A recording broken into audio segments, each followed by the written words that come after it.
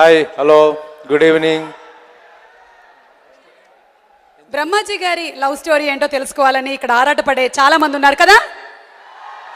Yes, Brahmaji గారి love story ఏంటి అంటే మీ స్కూల్ డేస్లో, కాలేజ్ డేస్లో మీ లవ్ స్టోరీలు ప్రాంప్ట్ చేయకూడదు. ఓకే, ఇది కాపీ కొట్టి రాసే ఎగ్జామ్ కాదు. టీచర్ మీరు ఇలా మమ్మల్ని ఏడిపించిన పద్ధతి గారు టీచర్. నాకు టీచర్లు అంటే బాగా ఇష్టం చిన్నప్పటి నుంచి. ఓకే, సో ఏం జరిగింది? ఈ సినిమాలో కూడా లెక్చరర్ ఉంది, ఆవిడకి కూడా లైన్ వేయలేదు కానీ లైన్ ఎలా వేయాలో కూడా చెప్పాను. లైన్ వేయించాను దగ్గరుండి.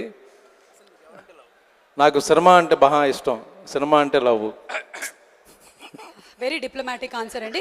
అంటే మీరు మీ చిన్నతనంలో, మీ కాలేజ్ డేస్లో ఎవరిని ప్రేమించలేదు అంటున్నారు.